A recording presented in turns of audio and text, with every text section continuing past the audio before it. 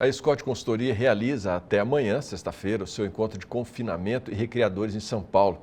E nós seguimos na cobertura do evento. O repórter Gustavo D'Angelo conversa agora com o analista Pedro Gonçalves sobre as possibilidades que as taxações dos Estados Unidos podem trazer para a carne bovina brasileira.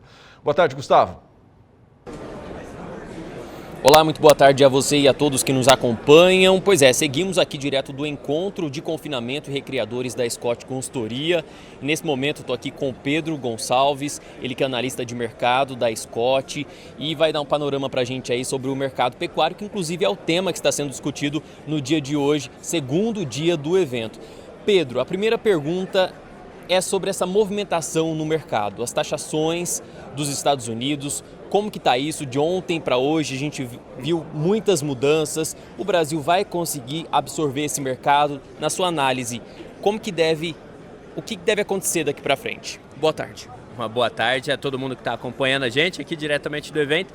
Realmente é um momento até delicado, né? A gente brinca, porque de um dia um país anuncia taxação em cima do outro, né? Guerra comercial Estados Unidos e China, o outro vem e retalha. E a gente aí está com uma movimentação de que possivelmente o Brasil ele deve se beneficiar bastante. Porque os dois são grandes compradores. A China acaba comprando bastante carne bovina dos Estados Unidos, né? Colocando a carne bovina como ponto principal. Isso pode acabar trazendo uma demanda maior para o Brasil, que deve se beneficiar em questão de exportação, volume de exportação. A gente já trabalhava, inclusive, antes dessa guerra se estender tanto assim, que a China ia comprar 0,7% a mais do Brasil esse ano, ou seja, seria um volume bastante positivo, né, para o cenário da nossa balança. E quando a gente vê os dois países que têm um histórico, né, de compras ali, que inclusive o Brasil tem praticamente os mesmos produtos que os Estados Unidos acaba comercializando, é um ponto positivo para o nosso mercado. Isso deve trazer uma demanda bastante alta, inclusive principalmente pensando nesse segundo semestre. Por enquanto é um cenário bastante volátil, a gente tem que entender como que vai ser aplicado, se isso vai ser um cenário, o impacto imediato ou não, mas o cenário é que segundo semestre devemos ter uma demanda, principalmente internacional, bastante aquecida por causa dessa guerra comercial. Se não vier uma demanda direta, vai vir de forma indireta, porque os países vão acabar utilizando o Brasil como hub. A China acaba fazendo a venda, né, para o Brasil, que repassa para os Estados Unidos ou vice-versa, né? Japão, Brasil está tentando negociar então com esse mercado, que se não for o mais exigente, é um dos mais exigentes aí do mundo, né? O que você acha que deve acontecer? O Brasil vai conseguir atender? O Brasil tem carne de qualidade para atender? O que está sendo o empecilho para se firmar essa parceria? Exatamente, já é uma história longa, inclusive o Japão aí com o Brasil em relação à carne bovina. A gente faz a exportação de carne suína para eles, mas praticamente o estado de Santa Catarina. E o que precisava principalmente era o Brasil ser reconhecido como zona livre de febre aftosa sem a vacinação, que é uma coisa que a gente vai ter agora em 2025. A gente teve aí a missão do Ministério no Japão justamente para trazer essa questão de abrir o mercado para carne bovina. A gente vai ter uma equipe técnica do Japão visitando esses 60 dias aí praticamente os frigoríficos do Brasil para entender como que vai ser a questão sanitária principalmente do nosso país. E isso é importante, né? Porém, a gente vê um cenário bastante benéfico, porque o Japão também está sendo tarifado pelos Estados Unidos. Acaba que isso influencia a questão do poder de compra do japonês. Por mais que seja um cenário econômico, o poder aquisitivo da população japonesa é muito alto. Eles acabam trazendo essas exigências para os produtos que eles compram. Porém, preços muito altos, eles acabam olhando para o Brasil. O Brasil é um grande exportador de carne bovina, já é conhecido pela carne suína no Japão, entre também a proteína de aves, é o nosso principal comprador, se não me engano. Isso é um ponto bastante positivo, por mais que a gente ainda não espera que esse ano seja um momento de venda para o Japão, mas esse primeiro passo foi dado, é um cenário positivo.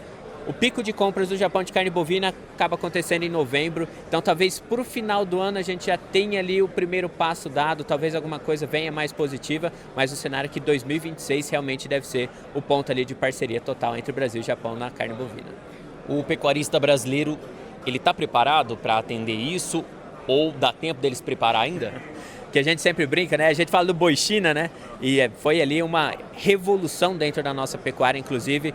Se o pecuarista japonês vier e colocar novas imposições para o pecuarista, a gente tem completa noção de que o nosso produtor ele tem capacidade sim de atender porque nós exportamos para os principais países que exigem qualidade. Se a gente pegar a União Europeia, que é um bloco econômico bastante exigente de compras também, nós conseguimos atender eles nessa qualidade. É claro que financeiramente, às vezes, a rentabilidade do produtor é um pouco impactada pela exigência que eles fazem, mas sim teremos total qualidade e quantidade, inclusive, para atender o Japão, assim como nós atendemos a China, que é um mercado bastante exigente também, né? Na sua palestra, que inclusive foi a abertura, né, desse dia de hoje, você fala que o ciclo virou. O que significa isso e como deve se comportar o mercado agora nesse segundo semestre? Exatamente, na palestra a gente falou bastante sobre os 3 braços, né, que formam o ciclo pecuário. A questão do abate, né, de fêmeas dentro desse cenário, né, seria a participação delas no abate total, também o preço da arroba do boi gordo e também o preço da reposição, que seriam ali os bezerros. A gente já está vendo 2 que estão bastante destacados, né, o preço da arroba do boi gordo, esse ano, comparativo com o ano passado, é R$100 acima, praticamente, na cotação. O preço do bezerro subiu 40%, né, nesses últimos períodos, ou seja, 2 braços praticamente já deram as caras. Participação de fêmeas ainda veio bastante alto para esse começo de ano, mas abril a gente já começou a ver a diminuição da participação de fêmeas do abate, ou seja, a gente está transitando para realmente entrar nessa fase de alta do ciclo pecuário. E o que ele implica? Uma menor oferta de bovinos, ou seja, matéria-prima ela vai estar menor disponível dentro do mercado, com uma demanda que vem muito aquecida. A gente está falando de uma demanda interna que está se recuperando dos períodos de pandemia, ela já está muito alta, inclusive. A gente está falando de uma demanda externa que deve vir muito mais aquecida. Março bateu o recorde de exportação. A gente vê a China entrando muito mais forte, possivelmente também entrando aí com o Japão, Coreia do Sul, em outros produtos. Deve trazer uma movimentação bastante interessante no nosso país. É uma coisa que a gente tem que ficar de olho. Novos mercados se abrindo, isso traz uma demanda acelerada. Com uma oferta da matéria-prima menor, preços devem trabalhar muito mais altos, pegando principalmente no segundo semestre, onde as 2 demandas são bem mais aquecidas, né?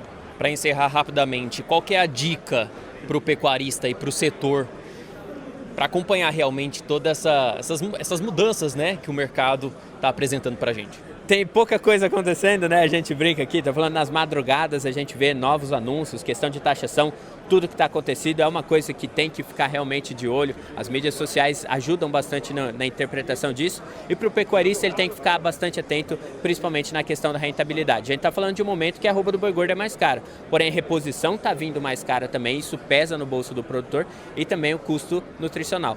O milho, que pode ser inclusive que a gente crie uma demanda muito grande da China nos produtos brasileiros, deve impulsionar a exportação. Tem que ficar de olho em como vai trabalhar esse cenário no momento de maior disponibilidade desse produto, que é a questão da segunda safra, né, a safrinha que a gente fala. Os preços devem vir um pouco mais pressionados, deve dar um alívio na questão nutricional dentro da questão da produção. E o pecuarista tem que ficar bastante atento a tudo que vai acontecer. Se essa demanda internacional realmente vai vir para o Brasil, como vai trabalhar a demanda interna. Então, o momento aí é difícil até da gente ver tanta coisa acontecendo. Mas é realmente ficar ligado nas nossas mídias. A gente está divulgando bastante coisa, atualizada inclusive. No nosso evento a gente está falando praticamente só disso, né?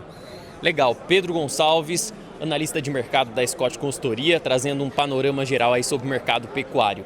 É isso, pessoal. A gente segue acompanhando, então, aqui esses temas de extrema importância, de extrema relevância para o pecuarista que estão sendo abordados aqui durante o encontro de confinamento e recriadores da Scott Consultoria. Volto contigo aí no estúdio.